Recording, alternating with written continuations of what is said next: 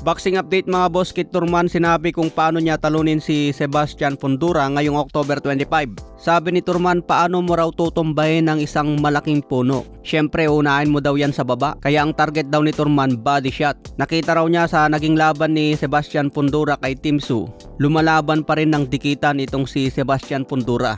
Kahit mahaba ang kanyang galamay, hindi raw niya mapanatili na lumaban ito sa distansya. May mga pagkakataon pa rin daw na nakakalapit si Tim Tszyu at tinatamaan ito ng solid. Maraming beses din tinamaan sa ulo si Sebastian Fundora. Kaya nakita ni Turman ang kahinaan ni Fundora. Kahit mahaba ito, madali lang daw itong lapitan. Kaya magagamit daw ni Turman dito ang kanyang lakas.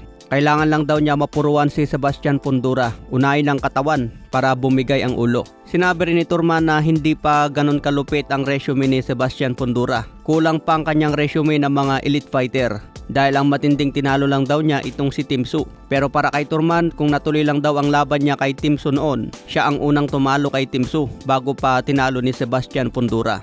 Kaya ngayong October 25, tiwala si Turman na maging world champion ulit. Sa kanyang edad na 36, malakas pa raw ito at kaya pa maging champion. Balak din ni Turman ang isang unification fight kung maagaw niya ang WBC belt ni Sebastian Fundora. Kaya abangan po natin yan October 25. Sa ibang banda, Oscar De La Hoya muli binanatan si Canelo Alvarez. Kung lalaban daw itong si Canelo kay David Benavides, baka makita na natin si Canelo na ma-knockout sa ring. Muling sinabi ni De La Hoya na kailangan na ni Canelo magpalit ng bagong trainer.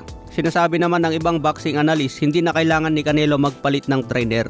Pwede daw siya magdagdag na lang ng trainer pero hindi kailangan alisin si Eddie Reynoso dahil matagal nang kasama ni Canelo itong si Eddie Reynoso.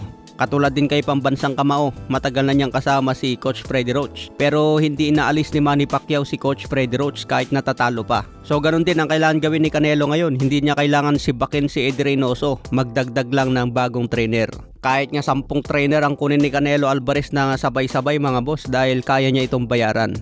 Kaya abangan natin kung kailan babalik si Canelo Alvarez. Tingin ko magpapahinga muna ito. Matagal ito bago bumalik sa boxing kaya abangan po natin. Sa ibang banda, Ryan Garcia muling pinakita ang kanyang bilis. Mabilis si Ryan Garcia mga boss pero hindi niya nagamit ang lakas at bilis niya kay Rolando Romero. Dahil makikita po natin sa naging laban nila, bihira sumuntok si Ryan Garcia. Matapos ito ma-knockdown kay Romero, medyo nag-alanganin na si Ryan Garcia na bumitaw ng solid.